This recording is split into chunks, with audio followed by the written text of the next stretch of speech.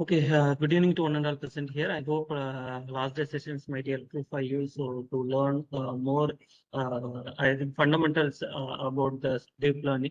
So today's session also it's a very good. Already I attend the sessions which is handled by the Akash. So the today's sessions it's going on for Ramayana, Mahabharata. Like this, the example is comparable compared to that. That is for a deep learning algorithm. So really interesting. So welcome our 3 days international workshop on deep learning in action from text to vision. So which is organized by the Scholars Grid Research and Institute Tamil Nadu. So today also the research persons, the session take up by Er.Aakashkumar, a scholar from Northeastern University of Manuscript. So welcome Akash. Thank you, sir. Thank you so much, sir. Yeah, it's the session hand over to you, Akash. You please. Thank you. Thank you. Yes, Thank you so much, sir. yes. Thank you. Yeah. Okay. So once again, welcome again. I'm pretty sure that today's session would really be interesting, and I can really assure you on that because I have done a lot of research on only on images. So I'm really good at it. So yes, guys. So very good evening. I know it's a it's a Tuesday, and I know again you guys will be tired, but yeah, today we'll try to make it as interesting and as interactive as possible. Yesterday it was really good. I was interacting with Guruswamy and AK sir, Guruswamy sir and AK sir as well. So I hope the rapport and the energy continues the same. Today it's gonna be completely about image analysis, which we will be using the convolutional neural networks, nothing but the CNN. So before stepping into CNN, we will need to look a bit about the history as well, like how this, what led to the discovery or what led to the, improving towards the CNN and what was there previously before CNN was there, right? So we'll need to know a bit about history because that's when things get interesting. So what was the problems and how we solved them, right? So for that, what is basically what led to the discovery of CNN? It was nothing but artificial neural networks. Like I know yesterday also we have seen, all that neural networks and what was there. Some neural networks is nothing but, just the duplicate of the brain, right? Now here, okay, let me first tell you what ANN is basically and what it actually does, right? So we will be using this so-called ANN, artificial neural network, Akash. which is basically, yes, sir, again Yes, breaking. sir. Yeah, sorry for the inconvenience. The Okay, sir. noise is No coming. worries, no worries, sir. Okay, Yeah, sir. please. Okay, sir. I'll switch Yeah. back to normal. Yes, yes, yes, yes. Sure. 1 second. Yeah.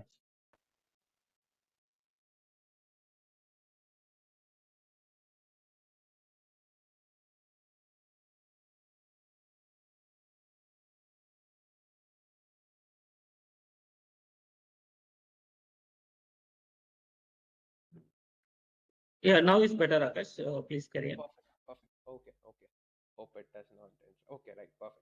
So what led to the discovery of artificial intelligence and what is basically this concept?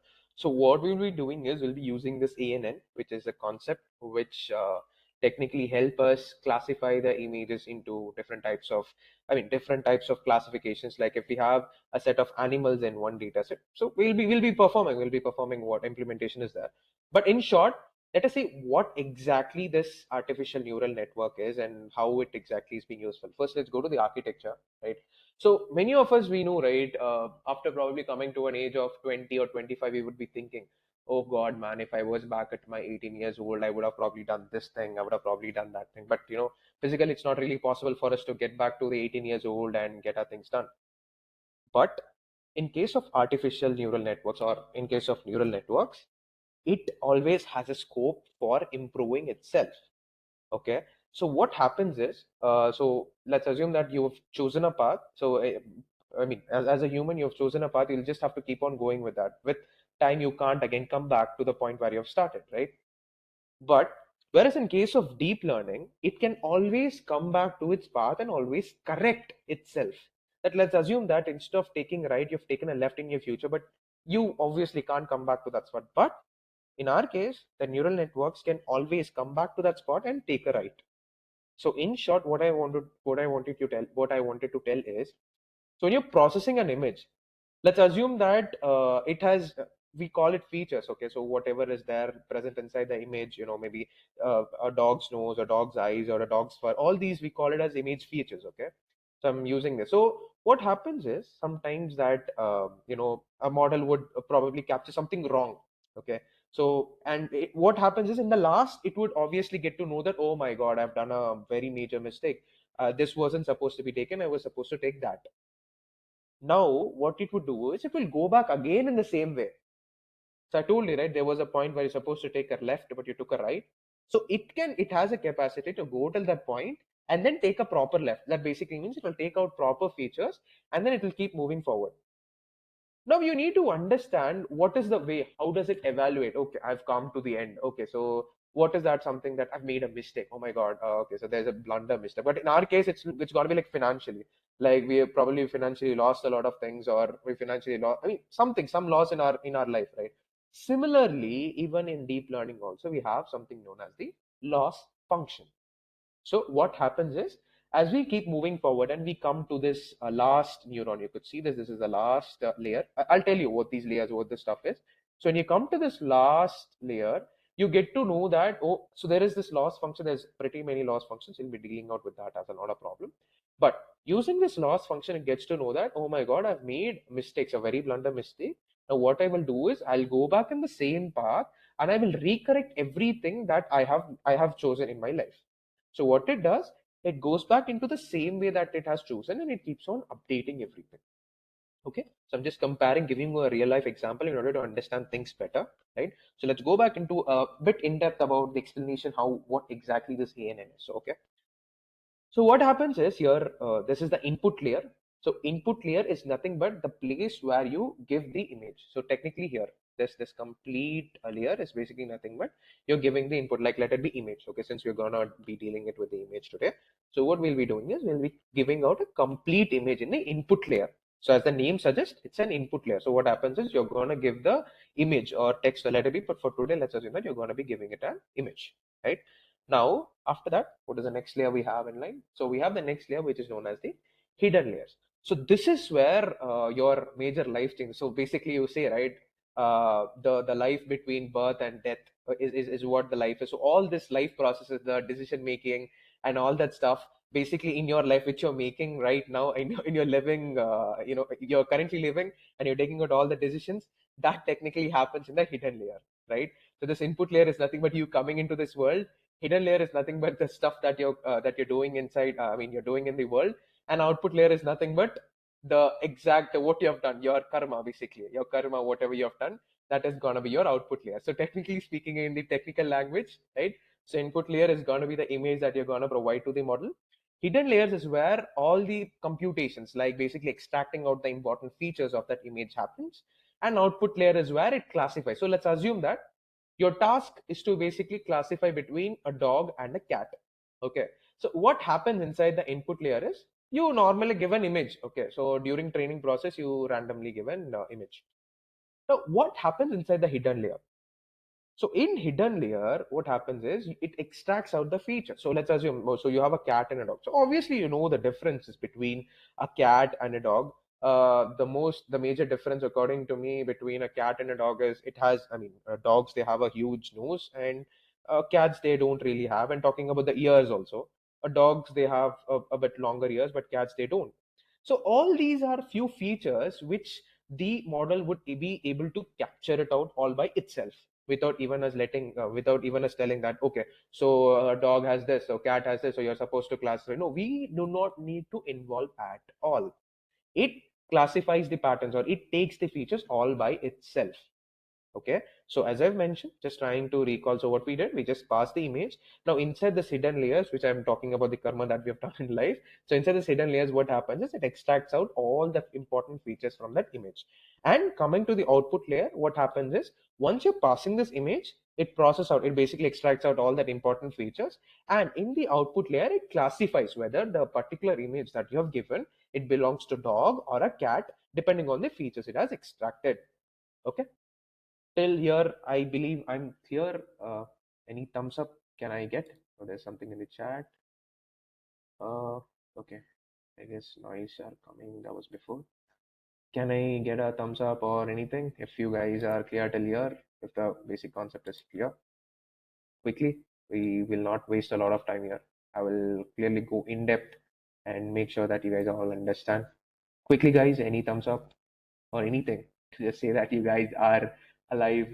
Perfect. Okay, I get it from Guru Swami as usual. Nice. Okay, great, Guru Swami. Let's keep going then. All right. So now these three are some important layers, which is input layer, hidden layer, and output layer. Now, on what basis does the features are being extracted? What is the process that's exactly happening inside this hidden layers? What's happening? Now that is where things get interesting. That's where the back propagation, weights, biases, everything that comes into picture. So now talking about the fourth point that we have in line, which is known as the weights and biases. So these weights and biases are nothing but the left turns and the right turns that I've told in real life. In in neural networks, we have weights. So technically, weights is nothing but you're giving it value, stating that you're supposed to. So let's assume that you have a left and a right. So it's technically like you're giving it probability that if you take a left route, it's going to be a better one, or if you take a right route, it's going to be a better one, something like that. For now, you just keep things as such. So what's going to happen is weights. What we're going to do is first we'll just assign a probability. So let's assume you do not know anything about the way. So you're going forward. Okay, you have a left and you have a right. So you're randomly first when you're moving forward into a path. So you do not know what is the best path for you, a left or a right. So you randomly go, there's like a 50-50 chance that you would be successful, right? Or you take a left or a right. So you assign randomly some weights. Randomly you assign some numerical values to a left and right. So now once after going to right and reaching out to the final destination, you realize that this is a wrong path. Okay. So you think that, okay, I've made a blunder mistake. So now what you're going to do is you're going to come back to that point where you were supposed to take a left or right, and you're going to decide that right is going to be completely useless, meaning you're going to give it a 0, means stating that it is completely useless path, and you're going to give 100, like you're going to give a high weight or a high value to the left route. So this is how the weights keep working. So what it does, it keeps moving forward, which we in technical terms we name it as forward propagation, which from the beginning, that is basically the input layer, it keeps going, it passes through the hidden layer and reaches the output layer. And once after realizing that it has made a mistake, it comes back, which is known as the back propagation. So these two terms, just be a bit familiar. So forward propagation is nothing but from the starting layer, we go to the ending layer. That's known as forward propagation. And once after realizing its mistake using this loss function, I'll tell you also how this loss function also, what are the different types. So using this loss function, it will analyze, oh my God, I've done a mistake. Then using the back propagation method, it comes back again to the point where it has made a mistake. It will correct itself and again move forward in a different path, which is correct. Which is basically the correct path. Okay. So I hope things are clear. The weights, biases is nothing but you add it's like basically what to say. It's something that is useless, but sometimes is useful. Okay. I don't know to exactly how to put it up into a human context, but yeah, biases is something which helps us to not make something completely zero. Like, sometimes there might be some features or some relevant stuff, even though that is not really necessary in our life. We do have, if you should actually take up a best example in our life, I don't know. I'm frankly out of ideas right now, but yeah. So just imagine something that is something which is useful at some point, but useless most of the time. That's what generally biases is all about. Okay. It's just that adding one plus one to whatever value you're going to get in the nearby future, which we'll be discussing now. So talking about activation function. Okay. So now we have, as I've taken this example, let's keep it as the forever example. So the dog and the cat image. So do you really think all the images of a dog or a cat is completely gonna be the same, as in the dog is gonna be completely in that specific spot and the ears are gonna be in that specific spot? Obviously not. You obviously, when you take an image of a dog in different position or different environment, obviously the dog's position is gonna be different. So now it's not linear. It's like completely a non-linear, right? It's completely non-linear. You will have to find out the important features into anywhere present that is present in the picture.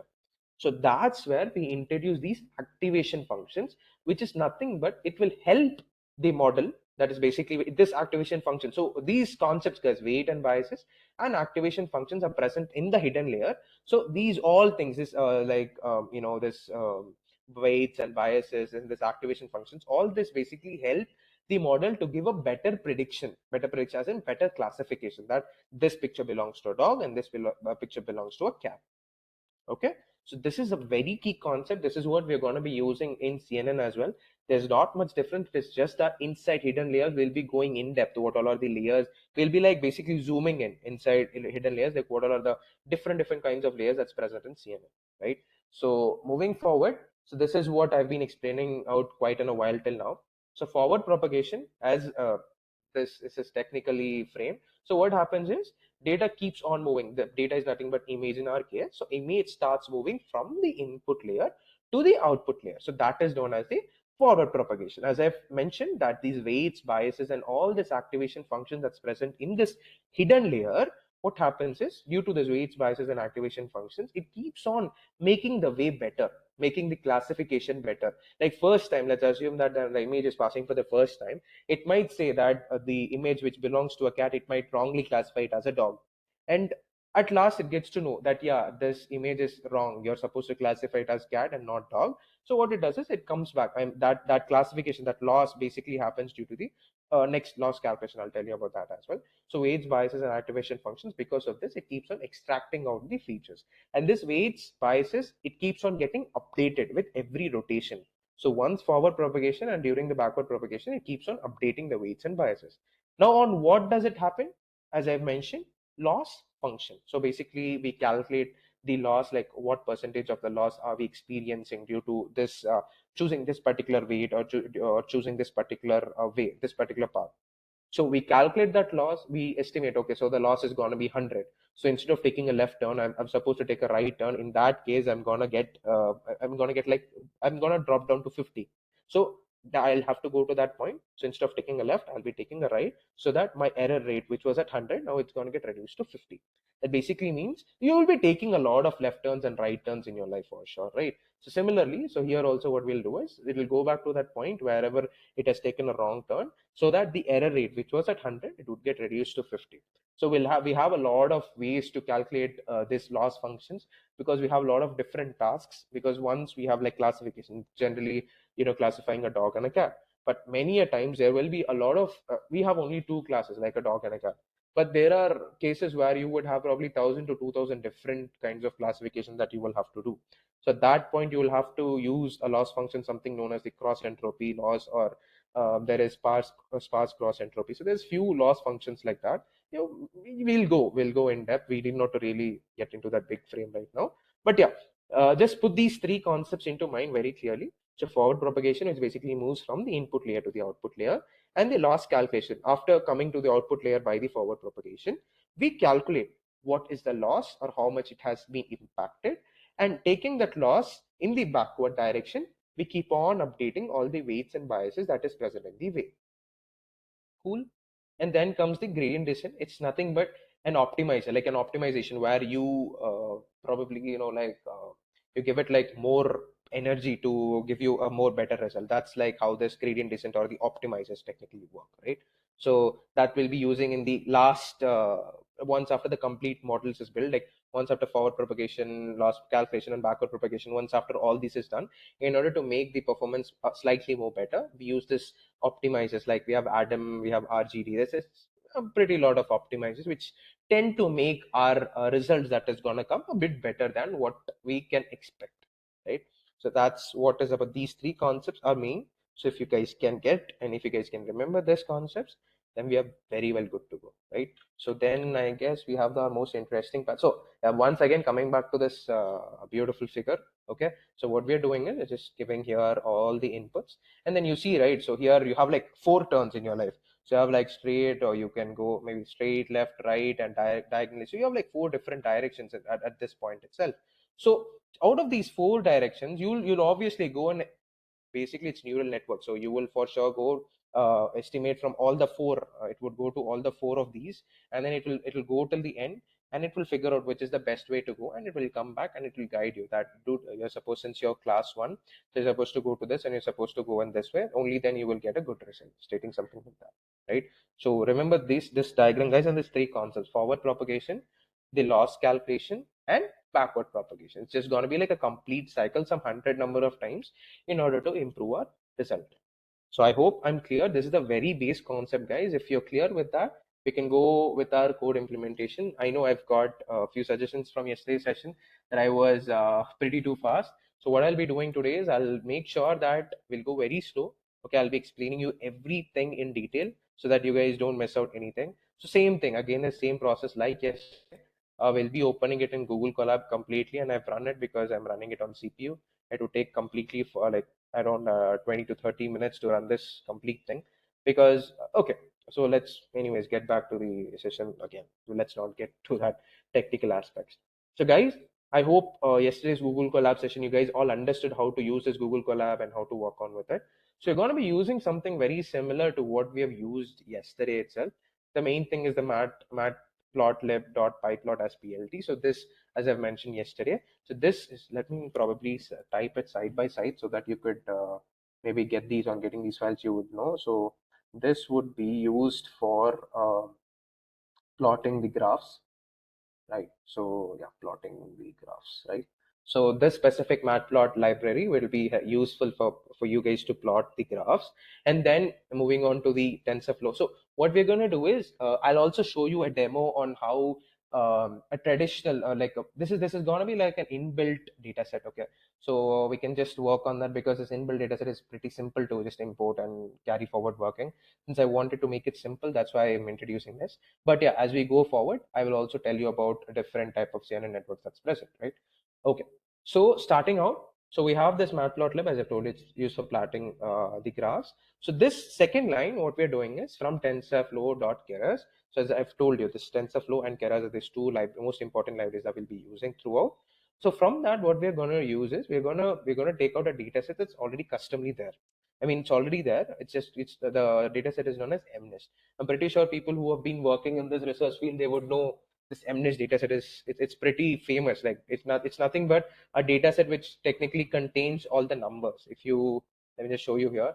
That technically contains all the numbers, but that is written in a digital form. I mean, in the handwritten format, but not in digitalized, right? So that's what technically is present in this MNIST dataset. So what you're going to do is you're just technically going to import that MNIST into your in this Google Colab, right? And after that, obviously, this is just a normal thing that you're just naming your TensorFlow as TF, just short forming yourself, right? And once after that, this specific line, I will be telling you why we are using it when the time comes. Okay, remember this specific line. So what we're going to do is two categorical. I'll tell you with this line and why are we importing this, right? Okay, I guess I've imported the second. That's not really required, right? Okay. So now what we're going to do is now. So we have to first split out the data set into testing, training. Okay, so this is the main thing. So I've told you yesterday also what is the difference between testing and training.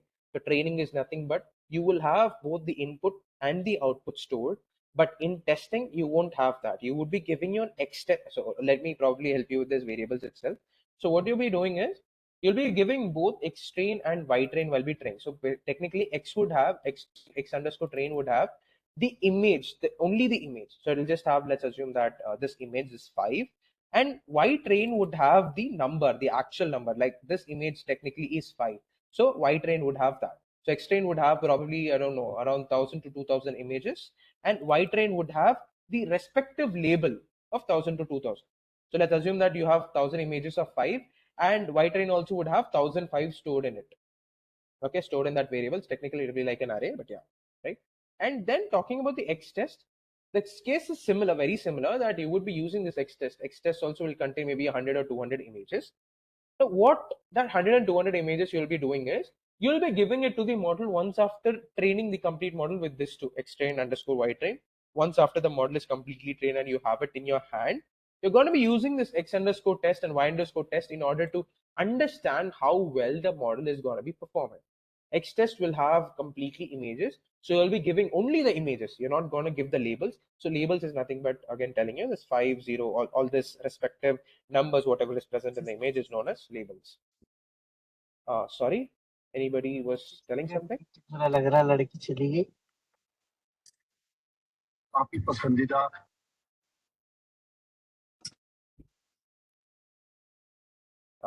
Okay. Text को audio में बदल रहे हैं जो अपन बोलते हैं ना जो लिखते हैं उसको बोलना सीख रहे हैं वो सीखना था तुम्हारे चक्कर में मुझे इधर से उधर जाना पड़ा बेटा मैं कहता नहीं कि चली जाऊंगी नहीं मैं Satish sir. मैं कोडिंग करूंगी यार क्या ले जाती है जबरदस्ती Satish sir, are you there? आते हो देखा Satish sir. चलिए साइड में Satish sir. Um,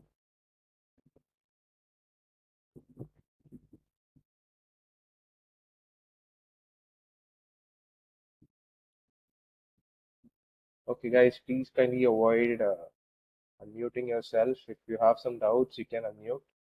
If you don't really have, only mute yourself, and don't waste time of others as well.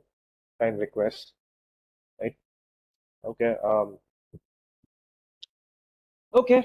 Things happen in this session, can't help. Okay. Anyways, so coming back to the part where we were telling, so X test basically contains the testing images, which won't have the labels, and Y test would be containing all the labels. Okay. So why we are naming this X test and Y test separately is because once after it predicts, so it's gonna predict that this particular image is 5. It is gonna predict, but how do you know that it is correct or not? So you will be comparing this 5 with the Y test. So that's what is basically this complete line is all about. Since it's a completely inbuilt data set, we could just use this one single line in order to split it completely into X-train, Y-train and X-test, Y-test. Cool. I hope I'm clear till here. This is nothing but it is this specific lines is nothing but it technically displays all these images, like how it is looking and how it exactly is. That's what these 4 lines. If you know basic Python, it's the same. And I'll just give you a brief explanation. It's nothing but you're just making a subplot. A subplot is nothing but you're just giving spaces up to 10 for 10 images, right? Sorry for Which the is interruption. Small doubt, sir.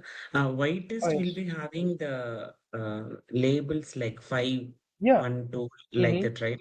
Then what Mm-hmm. about X test? X test will have the images part. This images is there, no? This 5. This image is there, no? This images will be stored in X test. Like, okay, X training will be having like many number of 5s, where in the case of Yeah. X test will be having only 1 5, only one Yeah, 1 1 to 5, check not whether 1, maybe like few 10, like 10s, 15s, around that, around 10 to 15 5s. So we will be not only 5s, there will be like different numbers that will be there. So we'll have all that stored in the X test. to check whether the model is trained and then giving the proper Exactly. labels like that. Exactly. Okay. Exactly. X test will be used. Okay, it's just like an exam paper, if you could say. So X train and Y train is nothing but your syllabus. Okay. So X test is nothing but your exam paper. So like let's assume that you're going to be writing an exam. For that, you'll be training yourself with various textbooks and various materials, right? So how would you prove that? How would you know that you have performed really well in the exam? By getting good marks in the exam, right? So that is nothing but the X test. X test is nothing but the exam sheet paper that you're going to be filling, and Y test is nothing but the marks that you're going to get. So Y test is basically the answer key. Okay, X test is nothing but the question paper. Y test is nothing but the answer key. So on writing your answers perfectly, if it is matching perfectly with the answer key, which is nothing but our Y test in our case, then it would give you a good score. Got it, sir. Thank you. Yeah, cool. Right, good. So yeah, so this we are just simply printing out some 10 numbers in one single plot. Okay, now moving on to the next cell, simply we are again randomly printing out this Y and oh yeah, so Guru Swami, you asked, right? So what exactly is present in Y test? So we have Y test will filled with labels, as I've mentioned. Like we have not this is like a very small array, but there will be like maybe around, I don't know, length of this would be, I believe, should be somewhere around, I don't know, yeah, so it technically has 10,000 images in both Y test and X test. Cool, Guru Swami? Yeah, got it. Yeah, okay, perfect. So this specific thing, it basically helps out to be doing all this. Okay, so now what happens is, guys, all these images that you're seeing in your real world or in the virtual world is completely based on RGB colors, right? Like even if you take a photo with your digital camera or your normal phone, so it's going to be completely based on RGB, like red, green, and blue. So how this? Let me probably show you. Let me go back to my PPT, right? Let me put that image. Let me take this image and let me put it up in our Google Drive, right? Okay, let me put it up next. This is gonna take a while for it to copy, but yeah. So generally whatever you see or whatever pictures that you're clicking or whatever, even this images for like the images that we have used. Just give it a minute, guys, before it copy paste. It'll just take few seconds. Come on, quick. Yeah, perfect. I guess it's there. No, it's not yet here. Anyways, let me just go back to that. Come on, it's not yet there. Anyways, let me maybe. Okay. Oh yeah, perfect. It's here. It's here. Yeah. Good. So you see this. This is probably one random image that we have taken. Okay. So now what happens is every single pixel. Sir, AK sir, I guess this specific part would answer your questions that you've asked yesterday. So this, let us assume that this is a huge image. This is a normal image that we have. So what we'll be doing is generally a normal image would be in RGB color. So every single point present in that image would be having an 3D array. 3D array is nothing but it would have an array with red color, like let's assume that you'll have an array. So it's going to have like three numbers, so 256, 255, 255. Let's assume that these are the three colors that you have. Okay, so RGB, so like 255, 255, 255. So now let's assume, imagining that you're going to have a huge numbers. That's going to be like, you're just talking about this one single pixel at a very pointing, like at a very last corner. Imagine taking this complete image and processing. As a human, obviously it's going to be a very huge burden for us. Let's even be a bit kind to the machine also, that okay, since you're going to be processing it very lot, let's try to give you a compressed version. So what we will be doing is we are going to be normalizing the image. Now instead of having like red blue colors, what we'll be doing is we'll be trying to normalize. So I guess, guys, if people are there in this meeting, I guess you guys know what is the range of RGB colors, red, green, and blue. If anybody could quickly put up in the chat, what is the range that we have? Yes, yes, sir. 0 to 255. Perfect. Yes, sir. Yes, AK sir. So we have all the numbers ranging from 0 to 255. Now it's difficult for us. We'll have three R, red, green, and blue. So red is gonna have one number from 0 to 255, followed by red, followed by green, followed by blue. So we'll be having three numbers for one very small pixel. Now what we will be doing is, in order to reduce the burden for our model, we are going to normalize it. So technically what we're going to do is, normalizing process is nothing but you're going to be dividing with the highest number, the maximum number. So as AK sir told, we have from 0 to 255. Since it's a maximum number is 255, what we are going to do is we are going to normalize every single image by 250, by dividing the complete entire image by 255. So that's what we'll be doing in this. Oh god, this code is pretty huge. Let me like try to delete it. Okay, come on. Let me just, yeah. All right. Okay. So going back again, let's get back to our code, right? So that is what is happening in the first line here. So what we are doing is this specific thing. What we're trying to do is we are trying to normalize also xtrain, as I've mentioned, that xtrain would contain all the images, followed by xtest also would contain all the images. So what we are going to do is we are going to be normalizing the complete image by 255. Technically meaning we will have all the values ranging from only 0 to 1. That's it. Nothing more than 0 to 1. I hope I'm clear till this point. So what we did as of till now is we have divided the complete dataset into xtrain, ytrain, and xtest, ytest. And after that, what we are doing is we are trying to normalize the image to 0 to 1 in order to reduce the burden of the image. Clear? I guess I'm cool. If you guys have doubt, please, like yesterday, please to promptly ask at that very point so that we can discuss and keep moving forward. Okay. So I guess earlier you would have remembered this thing that we've imported to cat2 underscore categorical, what exactly it is and what it is like. So you would have probably seen, right? So this thing is nothing but what we're going to do is same like yesterday, that remember that we used this specific word called embedding yesterday. So what we're going to be doing is we're going to be using the same thing. So what we'll be doing is for this model, it's like, let's assume that 5, 6, 7, maybe it would be in the textual format. Okay, like this 1, 2, 3, 4, 5, 6, 7, maybe it might be in the textual format. Because obviously, whatever you're going to be typing, you're not going to be specifying that I'm going to be typing in numerical format. 1 is numerical. Look, whatever you're going to be typing, it's going to take it as string only, as a normal number.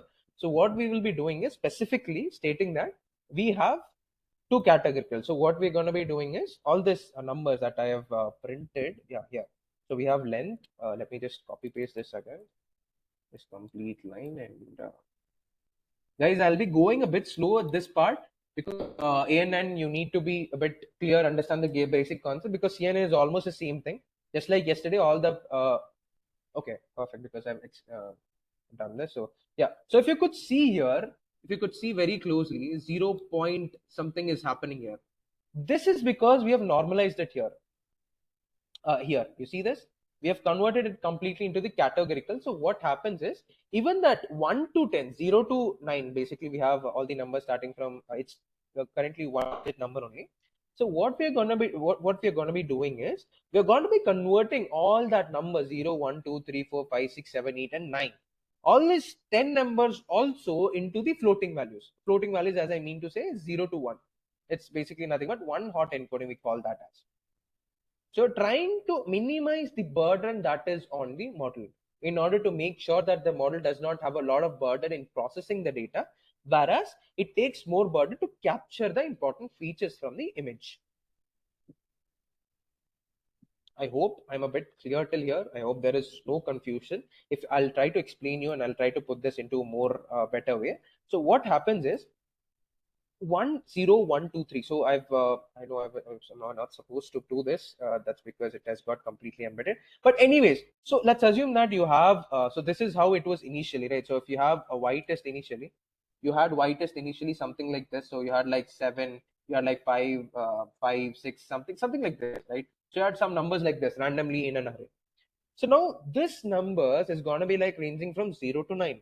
So now what we are going to do, we are going to be using our intelligence in order to compress. Why do you need to go, why do you need to learn numbers all the way from 0 to 9? What I'll do is I'll happily compress the numbers for you and give you in the binary, I mean in the decimal format. Now, if you observe very carefully, we had like a 1D y test. I don't know, I missed out printing that. I shouldn't have anyways. If you'd have observed, I don't know, people who were hearing it out, when we printed out y test before running this, you would have seen the numbers are being printed 7, 2, 3, 4, 5, all that stuff. Now, if you observe very carefully, it was 1D array. Yeah. Specifically, it was 1D array. But now, if you observe, it is completely into 2D array. Why do you think this is happening? Anybody who can quickly put up? Nobody? Okay. Anyways, if it's taking time, I'll proceed faster because I don't have Maybe time. like Okay. it's zeros and one, right? So for 0, it's one array, and for 1, it is another array. No? Not really, but for one specific number, it is giving you one specific array. Like if you could say maybe for 7, for this particular number 7, what's going to happen is, remember yesterday's embedding that when I slightly hovered on that, the number 4, 2, which was a single 1D array, got converted into a 2D array. Oh god, it got completely disconnected. Remember guys, when I was just hovering on this word called embedding, there was 4, 2, which after embedding became like 0.4 and 0.6, something like that. If you guys remember, I don't know if you guys remember or not. But yeah, this is nothing but a simple term. We are basically doing embedding. Embedding is embedding in terms of string, but here what we do is we vectorize, or we use this one hot encoding. Guys, simple terms, we're just converting that string, which is 0 to 9, compressing it down to 0 to 1 values. And we'll be converting this 1D array into a 2D array, because that is how, while converting it from 0 to 1, it gives you vectorize. This is it. Every single number is completely getting vectorized. Okay, guys, I'm trying to move a bit more faster because there's no time we have. Sir, I have a doubt in this, if I can ask. Sure. Go on, sir. Sir, in the above vectorizing of the array. Here, sir. Here yes, you're sir. talking about. Yes, sir. Yeah.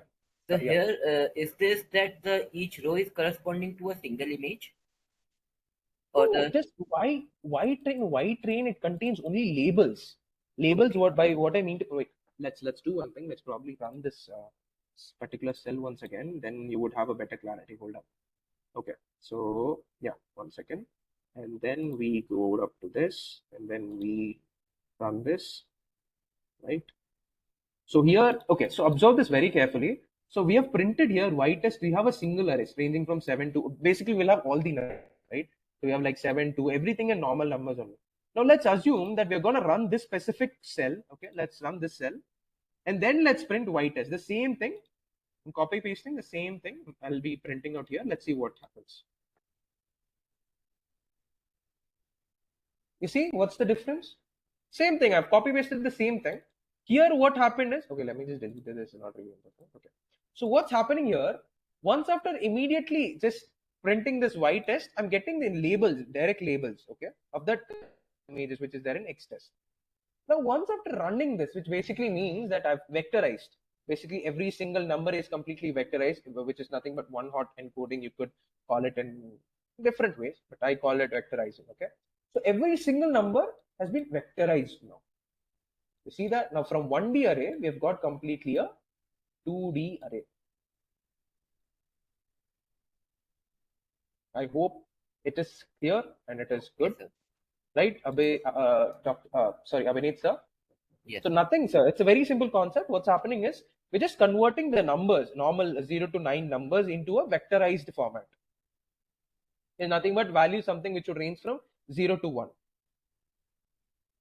Right, sir? Yes, sir. Thank you. Perfect. So yeah, cool. So what we have done is we have completed out just like yesterday. Once is just the importing the data set and pre-processing. So till this point, we have completed with the pre-processing format. Okay, so just importing the data set and pre-processing it, normalization, and converting all these numbers into the vectorized format. We've done completely with that. Now what we're going to be doing is same like yesterday. We're going to be building a model for our for our this thing.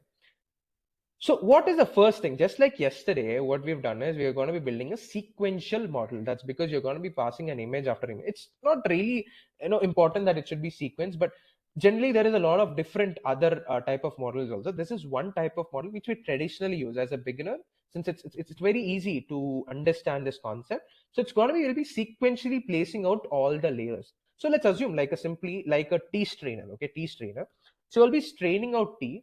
And let's assume that you have 10 strainers, all right? So it's going to be placed sequentially about one after the other in a parallel manner, right? It won't be like one will be placed at right corner, another will be placed at left corner, and the other will be placed in the middle. No, not like that. We will have to place the T strainer completely in a parallel manner, such that when the T is poured from the top, while it comes to the bottom, it gets completely purified. Similarly, all the models that we will be building will be in a sequential manner only. That means we'll be placing all that layers in a sequential manner. Cool till here? Everybody understood? Right? What is basically why we are using the sequential keyword here? Just like yesterday, we have used that sequential way, right? And this dense, again, we'll have it covered in the next coming up slides in CNN. Guys, I would like to rush up a bit. If you do have doubts somewhere, please stop me there, okay? Because we've already crossed 45 minutes. We have CNN also to explain. Okay. So then now we have the dense layer. So this is starting. So starting is nothing but we will tell our model that look, so we're gonna give you a 28 cross 28 image, 28 cross 28 sized image. So what you do is you're gonna be processing out only on that specific image. So in short, if you had to say the BPT, the image that we presented, I hope you remember the keyword known as input layer. Okay, so that's nothing but this flatten. What you're going to be doing is you're going to be informing that an input of 28 cross 28 image is going to be given to you as an input. So you will have to be processing and you'll have to send it to the next forward layers. That's basically nothing but our hidden layers. Everybody cool till here? If you do have any doubts, please do interrupt me in between. Yes, sir. Perfect, Yes, sir. perfect. That's great. That's great. Okay. So and then we have the next two layers is nothing but these two layers come out to be the hidden layers. So let me tag it out here. Hidden. So we have hidden layer. This is also a hidden layer, and we have followed by this also as a hidden layer. Okay, this is also a hidden layer. Perfect. So this is the flattened layer, which is nothing but also known as the input layer. Input layer. Okay, and these two layers are nothing but the hidden layers where we will be processing out with the weights. So yeah, as I was telling that we'll have to put on weights and all this. In this thing, we do not see it in front. All these things like updation of weights and updation of this activation function, everything, biases, everything, that will all be happening in the background. You need not to do anything as a physical human being. Because if you could see here in that image, it was hardly. Maybe I'll just try to screen share completely. That would be better. I could navigate entire screen. Yeah, right. Okay. So quick. Yeah. So if you could see here in this specific image, this image that I showed you before, this hardly has like probably 4 here. Okay, it's having 4, and in middle we have 4 again, and in the outer layer we have almost 4. But here, when you could see in this ANN, we are using 128. So what does this technically, this 120, this number 120 technically means is, so you could see these all are hidden layers, right? I mentioned that this yellow color bearings that you have it here, these all are hidden layers. So these are in count of 128. So you'll have like 128 of them here. We just have 9 inputs. 9 inputs are nothing but 0, 1, 2, 3, 4, 5, 6, 7, 8, and 9. We'll have only 9 inputs. Those 9 inputs are gonna go into 128 different hidden layers. So in order to say, you will have 128 different paths to reach the final outcome. So for that, it will have to process a very lot of time. So it will go like 1,000 times in different ways in order to understand the best possible way. Okay, so and then followed by what we are going to be using is this sorry guys. So and then after 120, as I've told yesterday to Guru Swami, that we're always supposed to decrease it in the way of 2 raised to n in order for it to compress the complete information into a proper manner, right? So after 128, we'll be using 64. So now what happens is, now in this way, so first hidden layer will be having like 128 different circles here, and then after that 128 different circles, it get compressed down to 64 alone. So what's happening is, all that important features that is coming out from an image is being compressed down to only 64 different features, and then it gets even more compressed. So after coming to 64 different images, how many classes or like how many outputs would you expect from the model? You're training for 10 images, you're training for like 0, 1, 2, 3, 4, 5, 6, 7, 8, and 9. So you will have to give the final layer. The final layer is nothing but the output layer, should also contain the number of outputs that you are expecting. In our case, it's going to be 10, because we'll have to guess from 0 to 9 numbers. So we'll have 10 numbers to be like we will have an expectation that, okay, out of these 10 numbers, we will get an expectation. So other than these 10 numbers, you won't get any other output. So that's final. That's what happens in the final layer. Oh, sorry guys.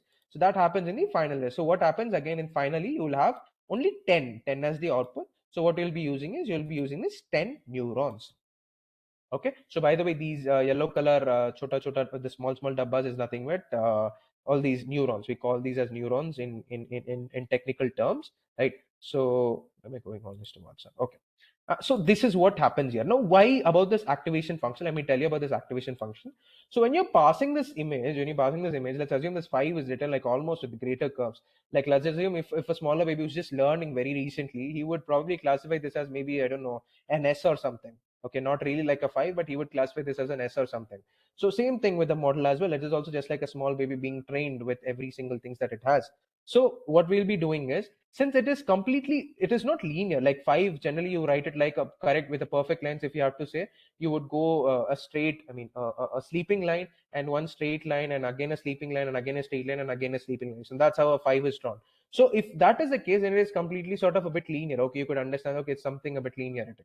But here in this case, it's not linear. It's completely a non-linearitic image, because this 5, if you could see, it's not written in a proper manner. So for this, since it has to understand that, okay, a 5 is being drawn out like this, it is completely in this manner. So what it does is, we introduce this non-linearity. Non-linearity is nothing but it will help us to capture even the information that is completely a bit irrelevant. Like, obviously, like being a small kid, if you could see this, it will be like an S, because we have to imagine that this ANN or whatsoever model that you're going to be training, it is just a small kid. So you'll have to make sure that it even understands the non-linearity also that is present in the image. Okay, so you use all this activation functions like ReLU. There's many, But the best one that we could use always, I mean, it's traditionally used, is ReLU. You do have a lot of other types of variations in ReLU itself. But yes, as far as the beginners are, as far as this session is concerned, we will try to go only till the amateur level, not more than that, right? So we have ReLU. We'll be using ReLU activation function in both the hidden layers. But guys, we'll always have to use a softmax function when we have a classification. The reason being, activation function softmax basically gives us the probability of that image belonging to 10 different images. So in our case, we have 10 outputs, like we have 0, 1, 2, 3, 4, 5, 6, 7, and 8 and 9. So out of, and we're going to be passing one random image out of these 10 numbers, right? So it will give you a probability of this specific image belonging to 0, belonging to 1, 2, 3, 4, 5, and so on. And depending on the highest probability, let's assume that the specific number, the highest probability is given to probably the number 9, then it would give you an output as number 9. So that's how the softmax function works, because we can't be entirely be dependent. Okay, so for sure it's going to be this for sure, because if you have to say, maybe sometimes a number like 2, if we could, it also sometimes maybe, okay, let's go for a 1 or a 4. So let's assume that two numbers which looks very similar. Okay, both the numbers looks very similar. So obviously we could give it sort of prediction. We could give it sort of a probability that, okay, this number probably to a certain extent looks 80% looks like 8 and 20% looks like 1. So obviously it will go with 80% and it will give you a final classification as 80. So that's what is a softmax function does. It basically assigns probability for that image belonging to different class, that image belonging to different classes, right? So this is how we build an ANN model. Okay, and then what we'll do is, as I mentioned yesterday, this compile is nothing but, it basically, okay, so this is nothing but, you could say in physical world, you could say this is like two flat breads. Okay, this flat and this input layer and the output layer is nothing but two bread pieces, and all these in between are like, tomatoes or lettuce or onions or sauce or whatsoever you're going to be using. That's all going to be there in this hidden layer, right? And then all together you crush it down in order to make a perfect sandwich. So for that crushing process is nothing but compile. So you're going to be compiling all that different layers together, and optimizer is nothing but to make it more better, to make it taste more better. So you're going to be burning it, right? So obviously sandwiches, when you burn it, it becomes more crispy. So that's what this optimizer is going to be doing. What it's going to be doing is, it's going to optimize your results. It's going to give you a result. You're getting probably maybe a bit of clarity. It gives you more clarity on the result. That's what is optimizer going to be doing. And as I told you, the loss function, while going through the forward propagation, it will be finding out the loss, and then it will come back, depending on that loss, it will come back in the backward propagation and update out all the weights. And after that, we have the matrix. Matrix is nothing but, depending on this, like depending on the accuracy, you'll have to keep moving up. Like accuracy is the way how I measure that how well my model is being performed, right? So I hope till here we are clear. After this is nothing but, we're just going to train the model. So this training is nothing but, what we'll be doing is, this is So one small doubt, sir. Can you repeat that softmax function, what it does? Everything is clear, sir. Only that softmax function okay. alone. Softmax function is nothing but, I'll write it here. So it's nothing but, it is a probability function. Just remember it as a probability function, right? So what it basically does is, let's assume that out of this 10 images, now the model is completely trained. Now what it would do is, once you're uploading an image, that image, it would give a individual probability that this particular image, okay, simple. Let me give you a direct example. So you have 10 numbers ranging from 0 to 10, right? Sorry, 0 to 9. So now what happens is, let's assume that I'm giving an image something like 0. Let's as an input image, I'm giving it as 0. So now what happens is, it will start assigning. So once it is coming to the output layer, so it is at this hidden layer, just before the output layer, it is here somewhere. So what it does is, to that image, it would give the probability that this image belongs to 0 is 80%, and to 1 0%, to 2 is 5%, to 3 is 6%, something like that. It gives you a probability percentage out of 100, like a total sum of 100. It gives you a probability percentage. Now, depending on that highest percentage, so let's assume that 80% it belongs to 0. So depending on that highest percentage, it would give you the final classification that the uploaded image belongs to 0. Clear till here? I mean, clear, Guru Swami? Got it, sir. Got it, sir. Got it. Cool. So then what happens is, here we have X train and Y train. So as I've mentioned above, this is where your training, basically you're studying for the exam happens. So this is epochs, is nothing but, you're going to be revising the entire syllabus 5 times. that technically the data set. In our case, we have that images. So all what it does is it goes through the entire image data set 5 times. In our case, we'll be learning. So technically in the learning phase, what we do is we'll do 5 times revision, is known as the epochs. And what we do batch size is nothing but we learn, let's assume that you have a total of maybe 320 different 320, maybe let's assume that you have 64 different chapters. So what you'll be doing is you will be revising all that you'll be revising 32 chapters first 5 times, and next 32 chapters the next other 5 times, like that. Okay, so you're going to be taking batch by batch. Like you're going to be, in our case, we're going to take 32 images randomly from the data set that we have, and we will be processing, and then we will go to the next set of 32 images, and then we will be processing, and then again we go to the next 32 images and be processing, so on. It keeps on going on like that. So that's known as the batch size. Nothing more, we'll be taking images in the batch size, and then basically our testing, we'll be testing our how well that model is working. So we'll be using that validation data. In validation data, we're giving it both. That's because we'll be also using the X test. Finally, we'll be having this confusion matrix also. I'll let you know that. So after validation data, we have X test and Y test. So what happens in the X test and Y test is basically it will give you an evaluation, like how well the model is performing, right? So yeah, so this is all the training metrics that you could see here. Okay. So you have like accuracy, you have loss, and you have validation accuracy, and you have validation loss, right? So guys, remember, always remember one thing. This is like one thing that I would always remember. If you see a lot of research papers, many research papers would always avoid this validation accuracy and validation loss. That's because they always have, if you try to use that model, they will for sure get a very less validation accuracy or a very high validation loss. That's because it is not always necessary that a very well-trained model would always give you a very good answers. No, not necessary. Getting good accuracy, getting very less loss does not mean that it would always be a good model. Okay, remember this step, that always make sure that even while you're doing your model, make sure you do take out the validation accuracy and validation loss in order to understand how well the model is performing even during the validation data as well. All right. So after that, we're just getting a net accuracy, that the net accuracy is approximately, that basically means 97% of the times it gives you a perfect answer, 3% it gives you a faulty answer. Is that what it means? So this is nothing but the number of layers that we have used. Flatten layer is nothing but the input. Dense layer is basically the hidden layer, and finally we have the dense 2 as the final layer. It's just a basic summary, not really that much important. So finally we have the confusion matrix. So technically confusion matrix is nothing but classification report. Sorry. So classification report is nothing but if an uploaded image is if an uploaded image belongs to 0, so it basically means the precision of finding that image is the uploaded image is exactly 0 is 97% of the times correct.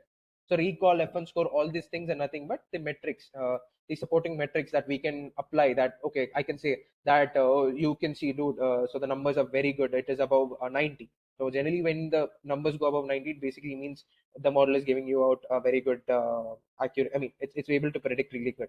So that's what it basically means. This is nothing but a classification report. To explain about this, this nothing but very simple. So what we are going to do is ANN model. This is the model that we have just trained. ANN model. This is the model that we have combined and compiled. So what we'll be doing is we are going to be predicting using the X test.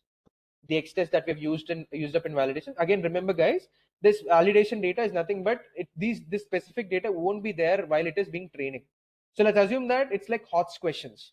So you won't get the questions directly, but yeah, it is something similar to the whatever was there in the training data. So what's happening here is now you go into ANN model, you start this predicting. Everything is a keyword here. So ANN model dot predict, you will be passing out the X test. So you'll be passing out the complete X test data into the model. Okay, and after that, what you're going to be doing is this again. Here we're just trying to vectorize the format. This is another way to vectorize. Okay, you could use the previous format itself, but yeah, it's the same thing that we're going to be using the NumPy, just like import NumPy, NP, all that stuff, right? So now finally, what we'll be doing is we have converted even that Y predict. If you remember above, we have converted only the Y test. Oh yeah, we did even Y train as well. Oh yeah, we did Y test as well, but okay, I just converted it randomly. It's fine, not a problem. Okay, so technically we are converting even that Y test data also again into the vectorized format, and then finally we are going to be comparing both the Y true and Y test both together, and we'll be getting this classification data. So we have like approximately 10,000 different images that's present in the X test. So for the 10,000 images, it has once after comparing with the predicted image, predicted result with the actual image, this is what the entire information is all about. So just to add some color, as I told you yesterday, Seaborn is technically used to add some color to the confusion matrix. So yeah, this is also one of the most important metrics. Okay, This I would explain, I preferably explain in the last, because this takes some time how this metrics is evaluated. But yeah, this is important. So you need to know each class it belongs, how well is it being, giving on. So guys, this is the end of artificial neural networks. I know you would be waiting to say, okay, the session is almost done. No, guys, please bear with me for the next 30 minutes. Okay. Now the next session is where we'll be going into the mythology.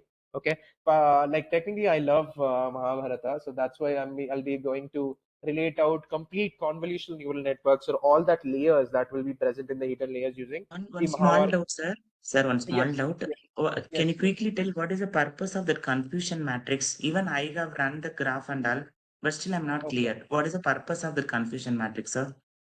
Okay. So basically, Guru, if you don't mind, can I explain you in the last? Only if you don't mind, buddy, because Okay, sir. we are Okay, running carry out on. of time. We have hardly 30 Okay, sir. minutes, Guru Swami. Got it, sir. Right, Carry right. on, sir. Yeah, yeah, please. Do ask me, do stay back in the session. I wouldn't mind for staying Sure, for the sir. next 30 minutes, because there's other people who really, want to leave, right? I mean, they have maybe other things to be done. So just give me like, Sure, stay sure. back. We can surely have a healthy discussion on that, right? Sure, Okay. sure. So guys, the ANN, artificial neural networks, the code implementation is done. Okay. So now we'll be moving on with the actual why this convolutional neural networks came into picture, and what it is, what is all present in the convolution, and what are the layers that we have in convolutional neural networks, right? Okay.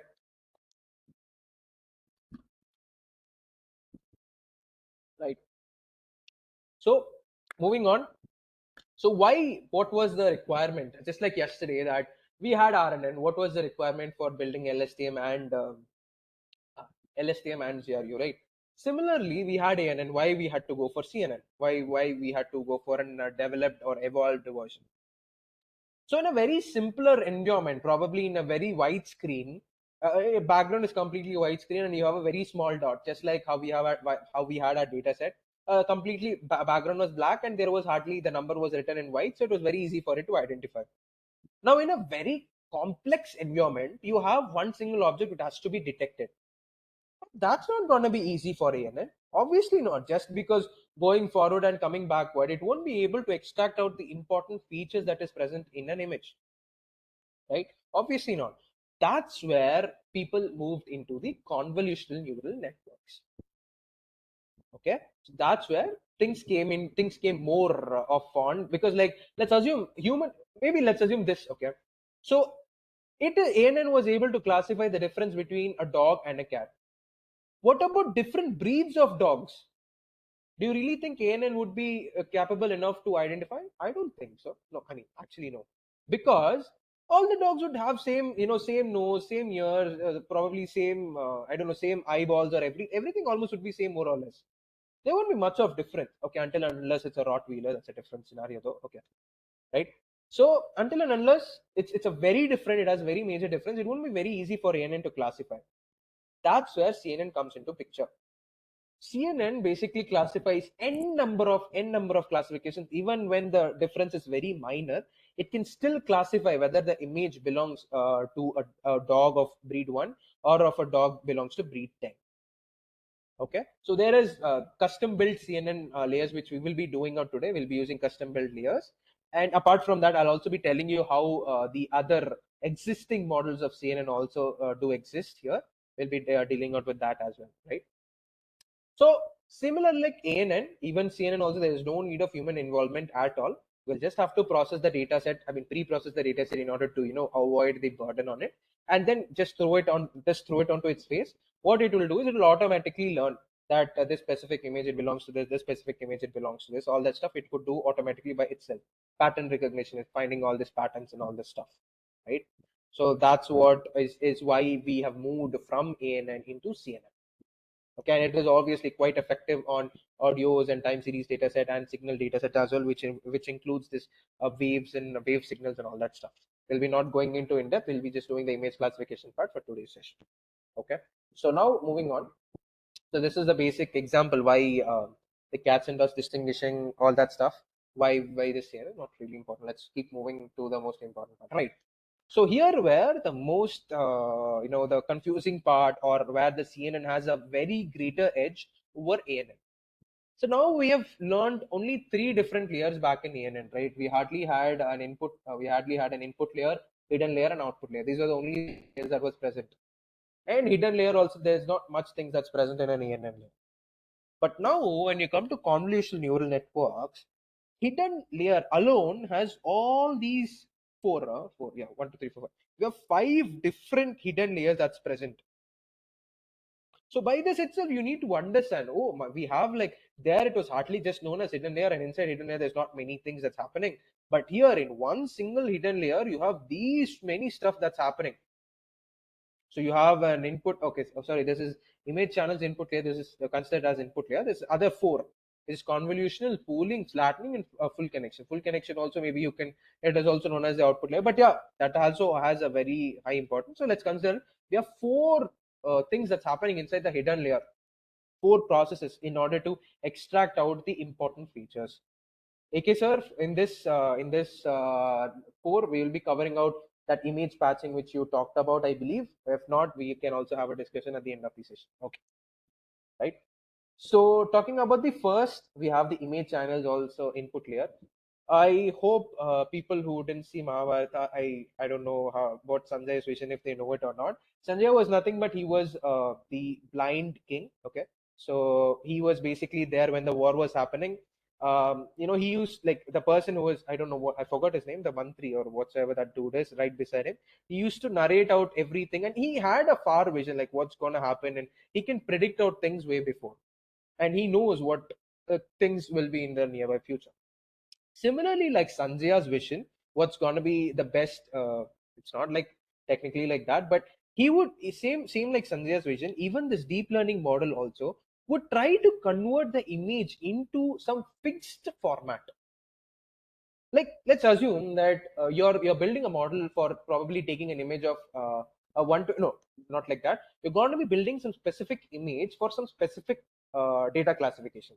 Let's assume that you have an image of, let's assume a dog's image. Okay, so dogs of different breeds. You have a data set completely of that, 10 classes, 10 different folders, each folder having different breeds of dogs. So now what's going to happen is we will have to define one specific size for that image, so that what it does is it will try, as sir mentioned, that specific keyword, pixel capture, slicing was, I forgot what sir mentioned the keywords yesterday, but yeah, slicing is what we will be doing. We'll be completely slicing out that images into that format. So let's assume that you're going to be stating that I want an image of only 128 cross 128 pixels. So what it will do is it will completely cut down all that images into 128 cross 128 only. Like here, if you could see, there is, I don't know if it's really visible. Let me try to maybe zoom in. Yeah, if you could see the image of an apple, what's happening here is it's one single pixel is getting converted into these all 3. So technically this, oh god, okay, oh, where did I go? Oops. Okay, so if you could see here, this one single pixel is being divided into 3 different formats. Okay, so by this, this basically has a size of 5 cross 5 pixel. You could see like 1, 2, 3, 4, and 5, and here it's 1, 2, 3, 4, and 5. It's like a 5 cross 5 pixel. So the entire image is going to be divided into 5 cross 5 pixels. So it's going to be taking out all the, so it's technically what happens is, let me take you to that image. So yeah, so this car, if you could see, right, this is the input image that you would be giving. So what happens is this one corner, like this is the one pixel that you will be slicing out. The whole image would obviously process till the end, but what you'll be doing is you'll be taking out pixel by pixel. That's how it's going to be processing. So you'll be taking out this first pixel. Okay, so you'll be taking out this first pixel, and then what you're going to be doing is you're going to process that first pixel into the convolution layers, basically this complete setup of these layers. Let's go back quickly, let's finish it. Okay, I'll take time for sure, because this is really important. If you get to know about this, then it's very simple. So why I meant this as Sanjay's vision, because it should be into a proper formatting, only then it would be able to give you a proper result that this specific image belongs to an apple or this specific image belongs to an orange. Okay, so for that we need to do proper cutting of the images, proper pixelating of the images. Again, you need to remember that if you make the pixel size very small, like general sizes are approximately 128 cross 120 or 256 cross 256. These two are something a bit standard size. Now let's assume you're either going for very small or very huge. Let's assume you're going for 1 cross 1 or 2 cross 2. So this point, what happens is it will take it'll become a very huge burden for the model to process every single small pixels, to process every small pixels to process that. It's going to be a very huge burden. So it's going to be very difficult. And again, in the same way, where you would, if you probably increase the size to maybe like 1024 into 1024, again, this is going to be a burden. Why? Because you're going to miss out all the important features. Where are you going to have the important features with you? So it is very important for us to keep the sizes to be in a standard form, which is like 128 plus 128 and 256 plus 256. And again, yes, if the image requires very in detailed understanding, maybe you could go towards the lower side, like maybe towards 64 cross 64 or a 28 cross 28, something like that, right?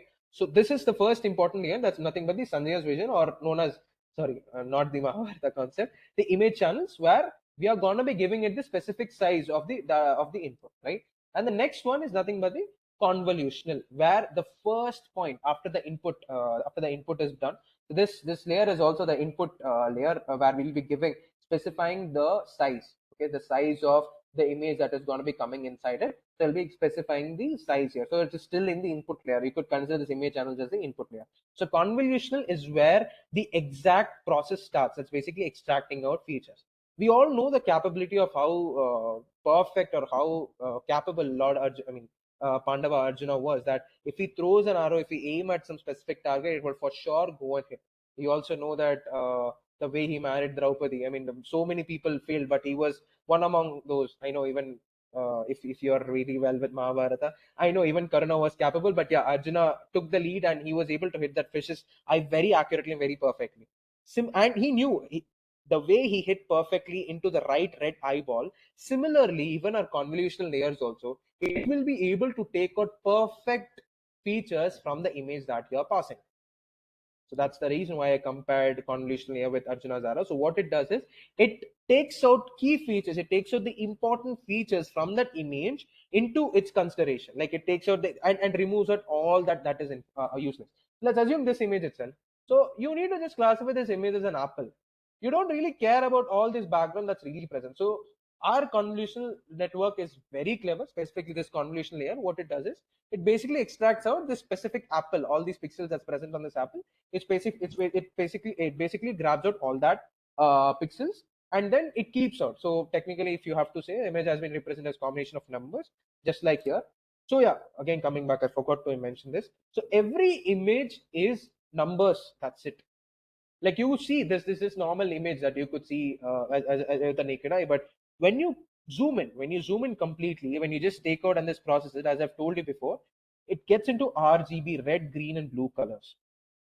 Okay, it's always split out into red, green and blue colors. So every single pixel is always converted into 3 parts. So every single feature also that we are going to be extracting will be in the RGB format. Or what generally we do is we do normalize it. But yeah, I'm not using the normalizing word here. I'm using as it is, the red, green, blue completely here, right? I'm actually giving the burden now, but later on while coding, we'll reduce the burden, right? So what's happening here? So convolution in images are generally applied for various reasons, such as to sharpen, smooth, and intensify. So what happens here is, as I've mentioned, is convolution specific layer. What it does is it captures out the important features, grabbing out the important features of all the images. Now, how it is done? Using what all things that we have in the convolution layers. How is this convolution ever being successful in extracting out all these layers? That's where we have the filters or the kernel coming into place. Now, what is this filter? You might this is nothing but you have a image, like let's assume that you have like here. Just let's take the case of this. So this one pixel of this kernel is approximately of the 5 cross 5. Now this kernel or the filter that we will be using is, we'll be using a 2 cross 2 or a 3 cross 3. That is much smaller than this. So if it's like, let's assume it's like 5 cross 5. So we can use something which is less than that, like a 4 cross 4, 3 cross 3, 2 cross 2, or 1 cross 1, like that. 1 cross 1 would be of no use because it's going to be the same pixel, not of much of use. But yeah, a 2 cross 2 or a 3 cross 3 can be used. So what happens when you use this 2 cross 2? I'll be telling you in later ways. But generally, what happens when you use a filter is, you see this. There is, if you could clearly zoom in, there is this numbers like 67, 165, and 159, right? So when you apply a 2x2 filter just on these four, I mean 2x2 filter is nothing but another filter which is of size 2x2 would be overlapped on that. Okay, same, like let's assume that values like 0 0 1 0 1. Okay, let's assume like you have 3 0 1 0 1. Let me maybe open paint quickly. I know we have 15 minutes only, but I'll try to be as quick as possible and be detailed, right? So we have, maybe let's assume like a kernel something of this size, which is of 2x2, and values are something like maybe 0 1 and 1 0. So let's assume that you have a kernel something like this. This is a filter that is designed by you. Okay. So what you're going to be doing is you're going to be placing this particular filter. Okay. We call this as filter or a kernel. So you'll be placing this exactly on these four boxes. So now when you're placing this exactly on these four boxes, what basically happens is we end up doing dot product. Now, while doing this dot product, what happens to these 4 pixels? When you're going to be placing these 4 pixels on these 4 pixels, you end up getting only 1 pixel at the end because you're going to be getting only one value. So what's happening here? You are trying to compress the image.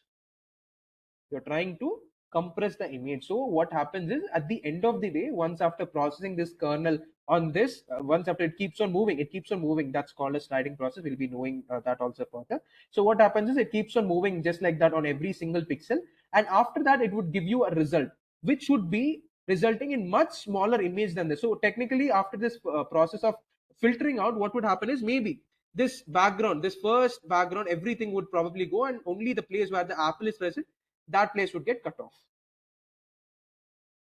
Okay, I guess I am going slow. I need you guys to understand, be patient, and make sure you understand every single thing. Only then while coding it will be very easy for you to understand, right? Okay, so filter is nothing but a 2D array that represents the features to be extracted. So nothing but this is 0 0 1 1 0. This is nothing but a small the kernel or the filter.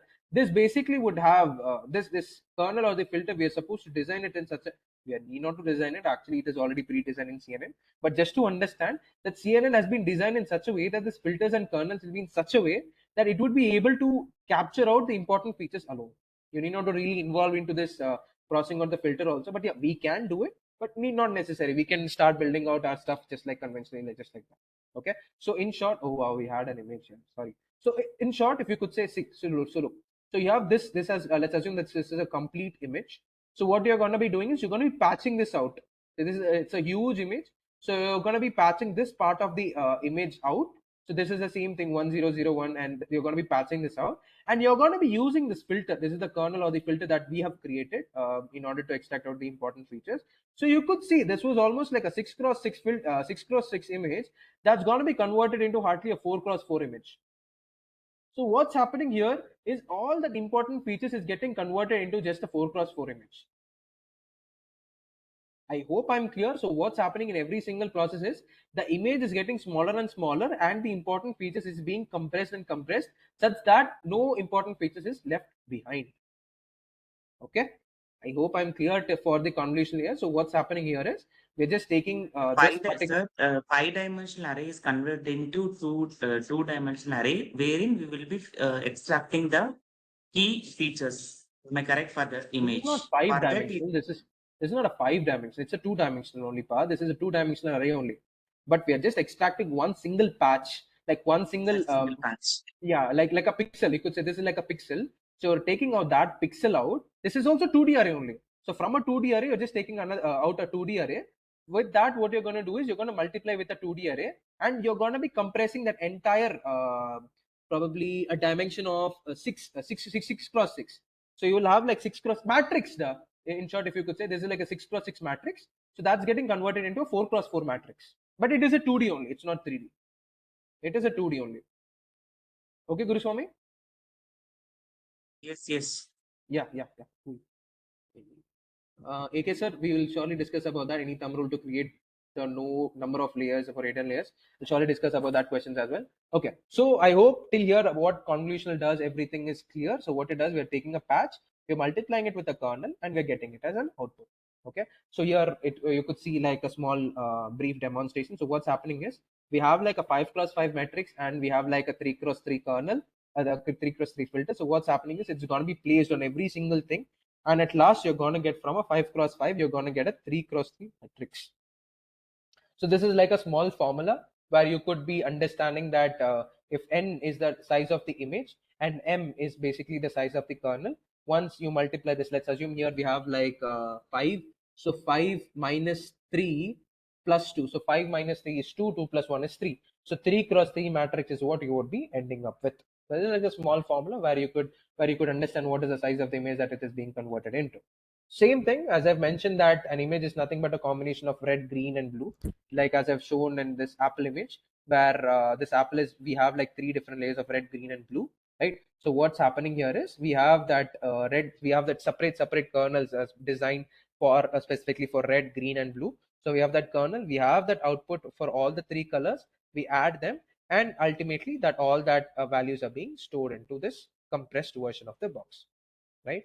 So I hope the convolutional part is clear, like just extracting out all this numbers, the floating number, I mean, extracting out the numbers and compressing it out to the important features.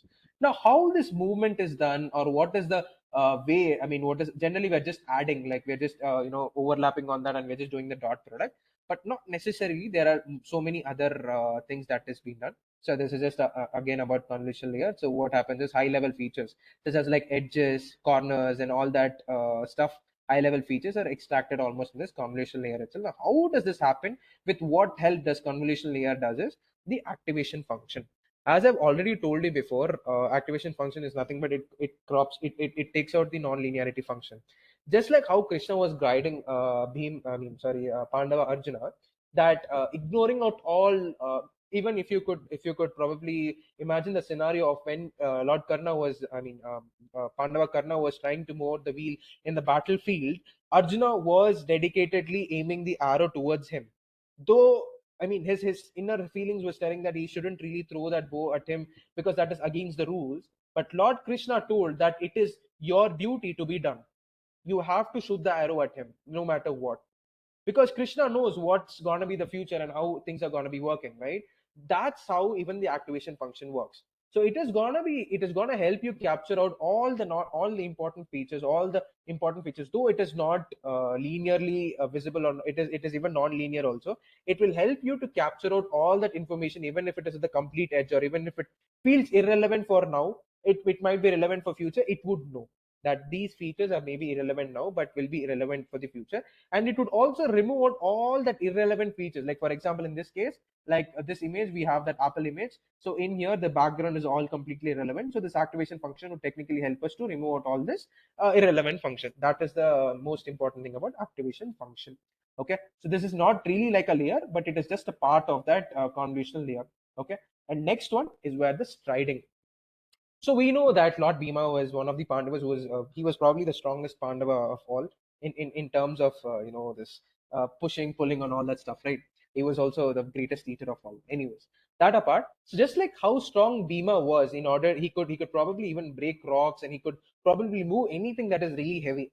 Similarly, even striding is a process where you would be moving this filter which we have imagined. No, we've learned about this filter. No, so this filter is moving one by one towards the right side. So it was first here, then it's moving, like leaving one gap, and then it's moving here, and then again it's leaving one gap and moving here. So sometimes it is not necessary that every single time you need to leave only one blank. Sometimes you might leave two blanks also in order to benefit more. Maybe there is some irrelevant information that is present in probably in these two blanks. So what you could do is you could skip two blocks at once and move forward, just like how it's happening here. So you see, this is like probably a 5x5 image. So this, let's assume that this dark blue color is a 5x5 image, and this turquoise color, which is a 2x2 filter. So what's happening here is we are going to be applying a stride 2. Okay, so stride 2 does basically means, so if you could see the first one second, so the first thing, it's coming here, and then it's leaving two gaps. So it's leaving two gaps and moving to the other corner. If you could see again, it's going here. Let's push it again, and here, and then it's going here. So the stride 2 basically means that every time you're moving to the other pixel, you're supposed to leave two blocks for me, is what it is saying. Okay, I hope I'm clear. Stride is nothing but it basically is moving from one edge to the other by moving by leaving gap of two. So stride is nothing but gap. It is basically telling that you'll have to leave this much amount of space, only then you'll have to start out with the next pixel, in short.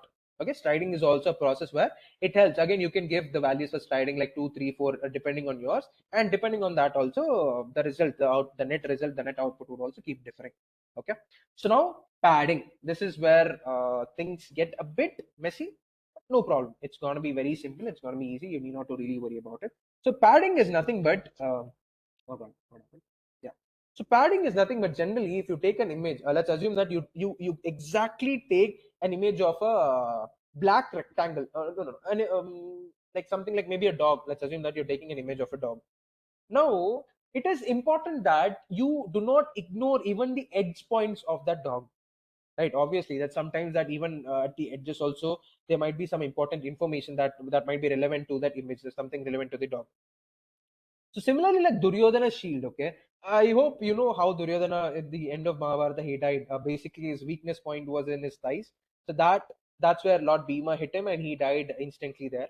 So that's how even this is. So sometimes the most important part, just like Duryodhana's thigh, even here in our image, there might be a chance that somewhere in the edge an important point might exist. And while doing that padding, the striding process, generally what happens in the striding process is you don't tend to, since I've added the zeros are present, but generally if you don't add zeros, if you could see this 24914, right? Generally, if you put a pad, I mean, if you put this filter right here on this blue, exactly on this blue box, imagine this is something important. This feature was something important, but this feature is going to get compressed. You won't have the same value. It would be completely compressed. Now, resulting in which you would miss the important feature. So, what we are going to do is we're not going to do the mistake of Duryodhana that he didn't put. I mean, he wasn't completely covered with shield even in his thighs. We being more smarter than Pandava, Kaurava Duryodhana, what we'll be doing is we'll be adding an extra layer in the outskirt, in the outermost, with completely filled with zeros. Zero is nothing but just like a black space, you could imagine, like completely a black space, in order to make sure that even the edge points are not completely missing. Okay, so if you could this is the same thing. It's not so this is padding it completely zero. That means the original image is being converted into this. It's just like a small exercise. If you, since we don't have time, we better not go into this, right? Okay, so what happens here is, now we have done here striding, right? I mean, we have done a striding and we have calculated. It's technically you're just placing this completely on that. We are going to be adding all that values, but Sorry for the interruption, sir. One small clarification in the padding. Padding yes, means like it's like a black adding image. zeros in the margin, Adding adding zeros. zeros. It's a black image. We are thinking that it's not really needed, but it is needed if you could capture that black part. In No, that, it's that not black X part alone. No, it's not the black part alone. What I mean to say is, let's assume that you have taken a normal picture, and in that normal picture, you have something important present in the extreme left-hand corner. I mean, in the top corner. Now, when you're doing this and when you're doing this process of extracting out important features, sorry, compression, right? I think, yeah, during the compression process, what happens is you tend to miss out the cornered features. So what, instead Mm. of avoiding that, what we do is we just let's assume, okay, so in a very simple case, so you're just putting your original image on a completely black image, like an increased size. Let's assume that you have a 2x2 image that you have taken. So what we're going to do is you're going to paste that 2x2 on a 3x3 black paper, in simple Mm, terms, if mm, you have mm, to say, so that mm, the mm. image, the important features do not go out missing. Got it, sir. Got it. Clear, So Samir? yeah, because 2x2 you are taking, but pasting on the 3x3 means definitely Exactly, that cross or the corner will not miss. That exactly, is important, exactly, right? exactly, Thank exactly, you, sir. Thank you. Thank exactly. you, Yeah. sir. Yeah. Okay. So now we are going to this pooling process. Pooling process is nothing but, here, if you see that this red color box, when it's being applied, it's nothing but just an addition is happening, and then you're getting out the net results here. But not only addition, sometimes you could even take out the average, or only the maximum number, or only the minimum number. So depending on this also, the results might change. Just how like Bhishma's wisdom, like he was very dedicated in the battlefield. He was very dedicated to the Kaurava side, because he was, I mean, he gave a promise that whatsoever happens, I won't let you lose, right? But ultimately, yeah, things happened and they lost. But yeah, so ultimately, it was his wisdom that almost it led to the ending. Ending that most of the fights, it was Bhishmacharya who almost fought most of the highest fights and saved a lot of people in the battlefield. Now, once after Bhishma died, almost it became one-sided war. So similarly, what's happening even in the pooling layers also, depending on what you do, you can take a min, max, and average. So let me just show you an example. What happens is, so let's assume that you're taking a normal filter, like a normal filter. You're just taking the filter and you're placing on this. Okay, like 3, 2, 0, and 7. So now this filter, what we can do is we can probably what's it? You could take out the maximum number from this and you can just compress it down to a 4 from a 4x4 to 2x2. So what I'm doing is I'm just applying a filter. The filter now this time it does not have numbers. This time what we're going to do is we're just going to take the highest number. Like for example, in max values, what we're going to do is we're going to take 7. So we wrote 7 here, and here with the max number is 3, we're writing 3, and here the max number is 9, we're writing 9, and here max value is 3, so we're writing 3. Similarly, we can go for average.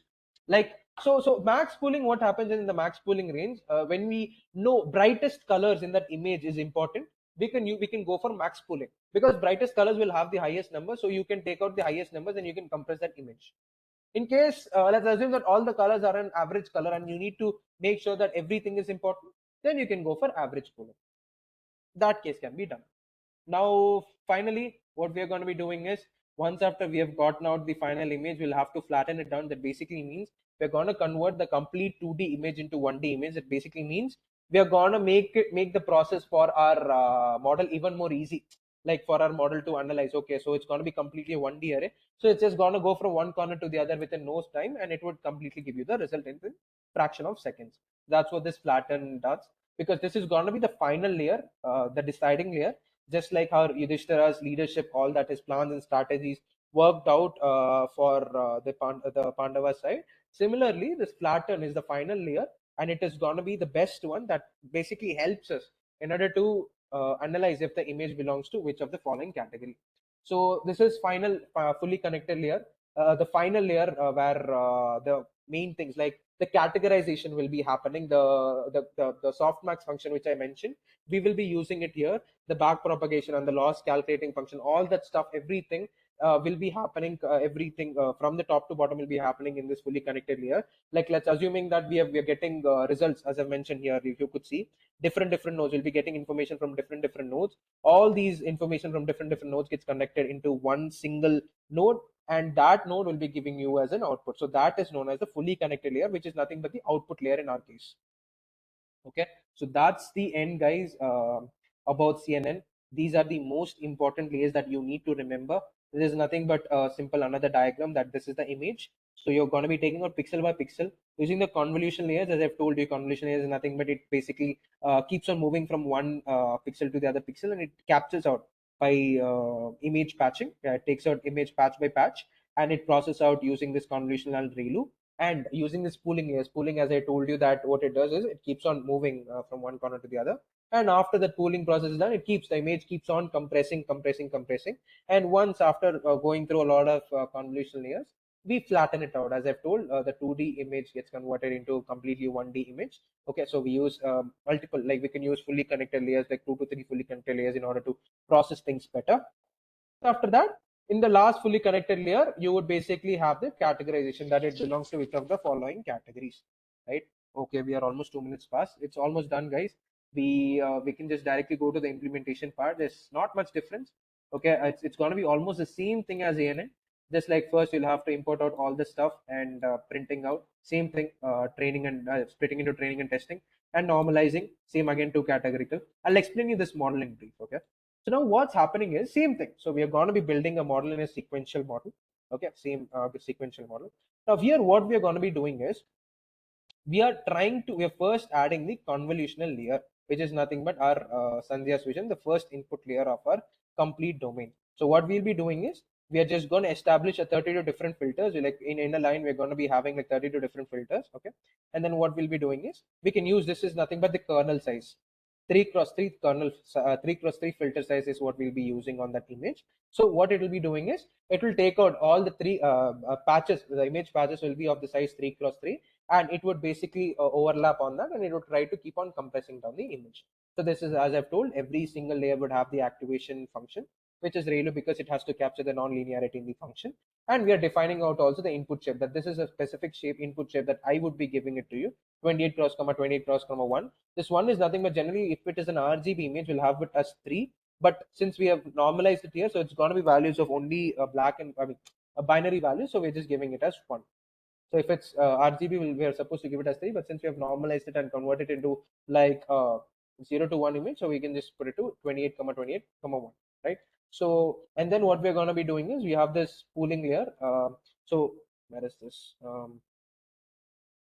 Quickly pooling layer. What we did in pooling layer is nothing but we've just where was pooling? Yeah. So pooling, what we did here, we are just trying to take out the max pooling or the average pooling. So similarly, what we are doing here is we are using the max pooling layer. Max pooling 2D is nothing but we are basically trying to extract out the max values of the current image, right? Because here, if you could see here, the max values white is going to be like, if I'm not wrong, white's values is 255, I guess.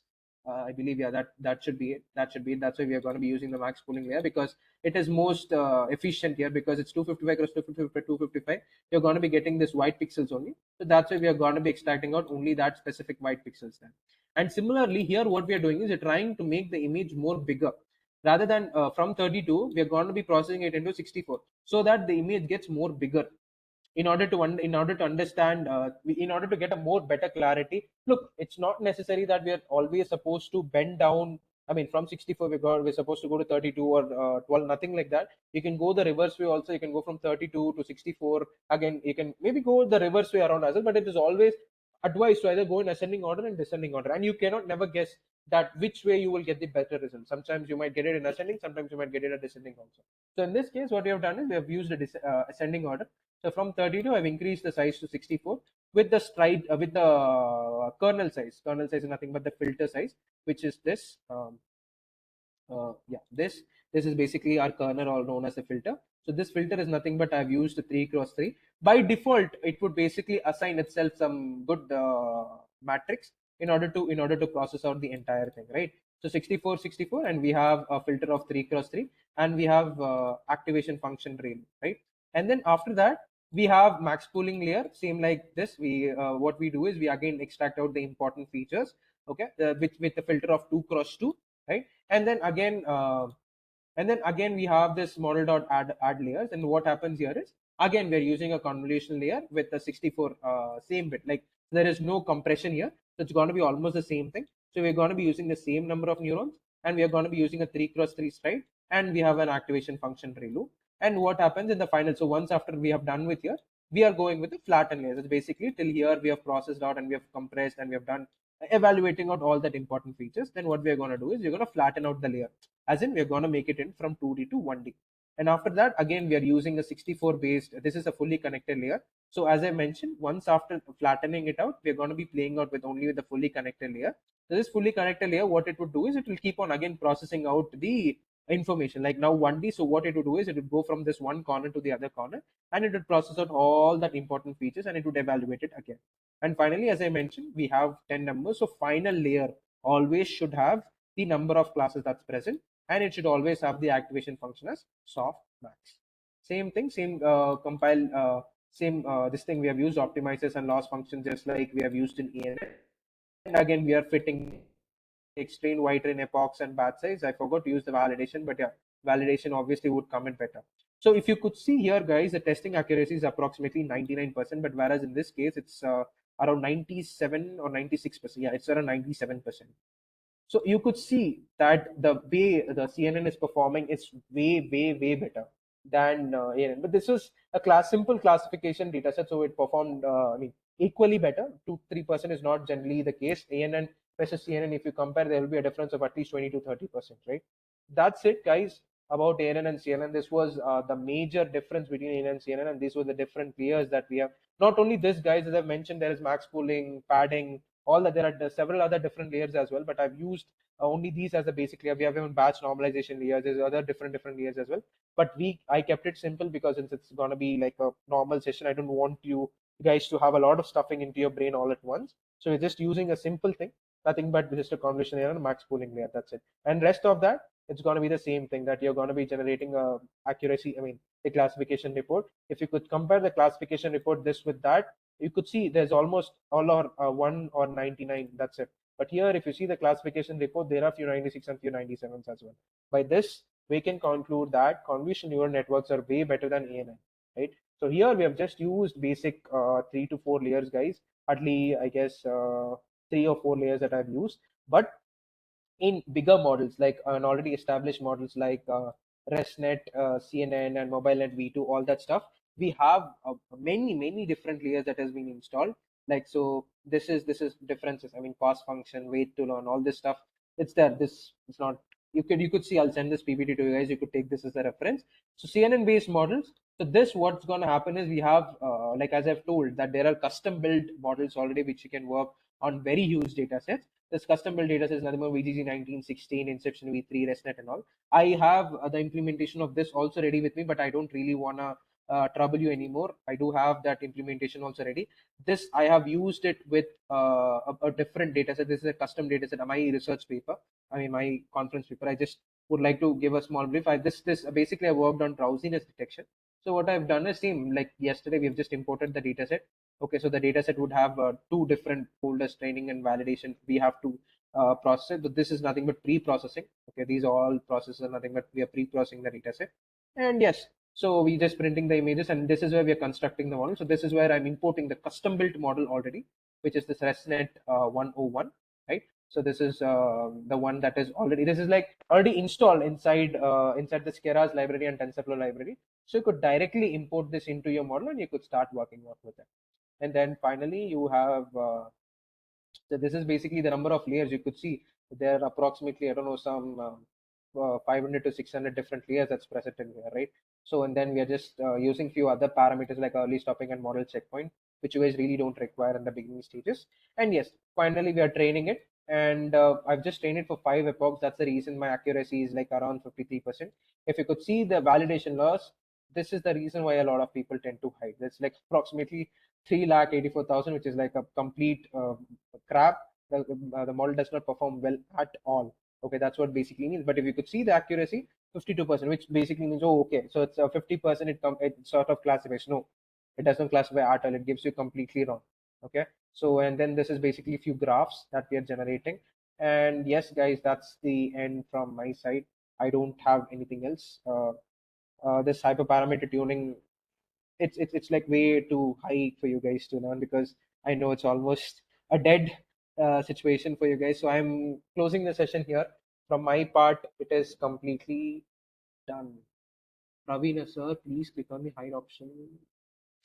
Sorry Pravina, you couldn't see the stuff. I'm so sorry I couldn't follow up with the chat. You could have probably unmuted and talked to me, right, Pravina? Anyways, so yes, from my side it's done.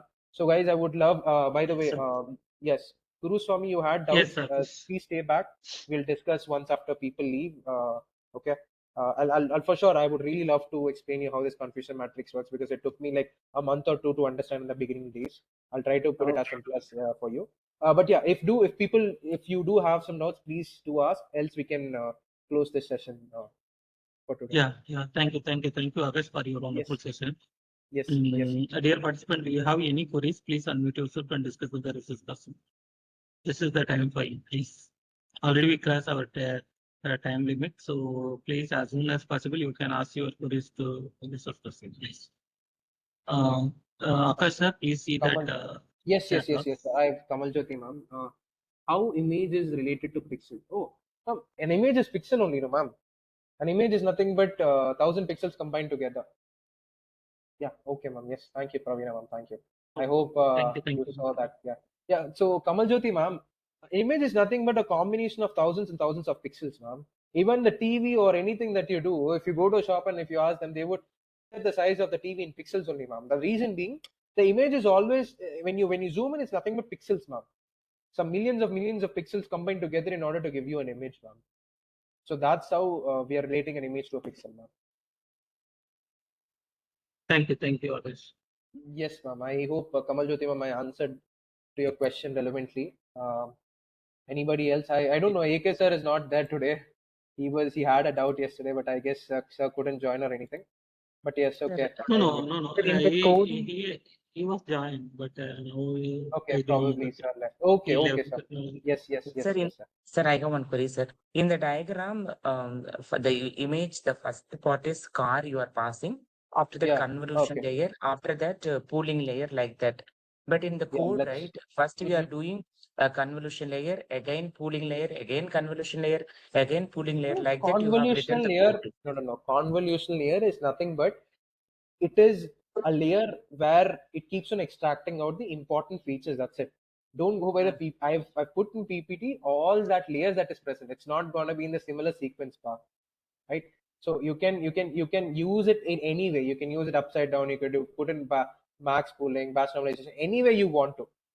The designing of CNN is a basic deep learning, is a basic architect. You're going to be an architect. Legitimately, you could call yourself as a deep learning architect. You have to design specific ways of placing those layers perfectly in order to make a perfect dish. Like a cooking cake, it requires for you to placing all that layers perfectly in a leveled manner. Similarly, even for cooking out the best model, you need to place all this layer in a best possible way. Okay, okay. Yes, I yes, thought yes, like yes, yes. we are taking one image after processing the Guru Swami, convolution. 1 second. Sorry to interrupt you. I really, I know you're really enthusiastic. I also really would love to interact with you, but let's not keep the other thing. Let's try to wind up the Okay, sir. session, sir. Then me. Sure, sure. Yeah, sure. So, any other participant, do you have any queries? Please unmute yourself and discuss with the rest of the person. Otherwise, we wind up the session. Please. Okay. Akash, I think there is no question from the participant side. Akash? Yes, Akash, you are not audible. sir. Hello. Am I audible now? Hello, Yeah, sir. no, Hello. now audible. Now Check. audible. Yeah. Okay. Yes. Do you want to continue with the Guru Swami session? Yes, sir. Maybe you can ask others to leave. Since Guru Swami sir, he had some doubts. I'll talk to him and then we can close it completely, sir. Yeah, sure. Yes. Dear participant, I think the session moreover is completed. So, do you have? Yes. I will share the recordings tomorrow, so you can go through the recordings. I think 1 day or 2 days whole deep learning covering is very difficult to handle that. So, you can go Yeah, through that exactly. recording. So, if you have any queries, note it down. So, you can ask that tomorrow before session or after the session. So, thank you so much, Yeah. everyone. Rajesh, please stop the recording. And by the way, sir, also inform that today it's going to be my last session. Tomorrow.